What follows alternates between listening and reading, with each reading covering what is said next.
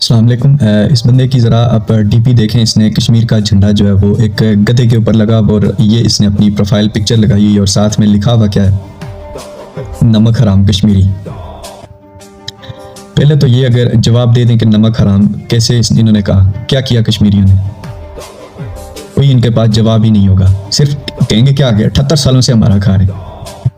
अब ये नहीं इनको मालूम कि अपनी आधी आबादी जो है वो गुर्बत की लकीर से भी नीचे ज़िंदगी बसर कर रही है। उनको क्यों नहीं खिलाया इन्होंने, पता नहीं, कोई वजह ही नहीं है इसकी। खाया किसने कश्मीरियों ने इनका 78 सालों से।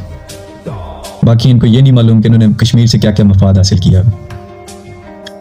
और अगर इसी तरह फिर पाकिस्तान के झंडे के साथ कश्मीरी करने लग जाएं तो फिर कैसा महसूस होगा इनको। फिर कैमरा ऑन करके बैठ जाएंगे चौं चौं करने, कश्मीरी इस तरह कर रहे हैं हमारे साथ, कश्मीरी गद्दार हैं, कश्मीरी फिर इंडियन एजेंट लगने लग जाते हैं इनको, इंडिया की तरफ से फंडेड लगते हैं। फिर इनको अपनी हरकतों पर इन्होंने तवज्जो देनी ही नहीं है, अपने गिरबान में झांकना ही नहीं है कि खुद क्या कर रहे हैं, खुद किस तरह ये इंतशार फैला रहे हैं, शरपसंदी कर रहे हैं, ये नफरत को किस तरह ये हवा दे रहे हैं।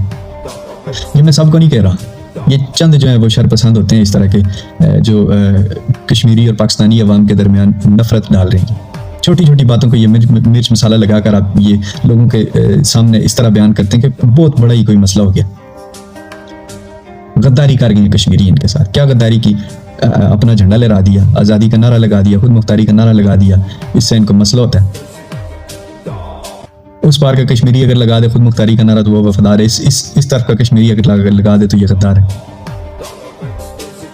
मुनाफिकत चेक करें आप। तो फिर मैं इस बंदे से यही अर्ज करूंगा कि अपने गिरबान में जाके ये ना कि फिर कहे कि कश्मीरी जो है वो हमारे झंडे की बेहरमती कर रहे हैं।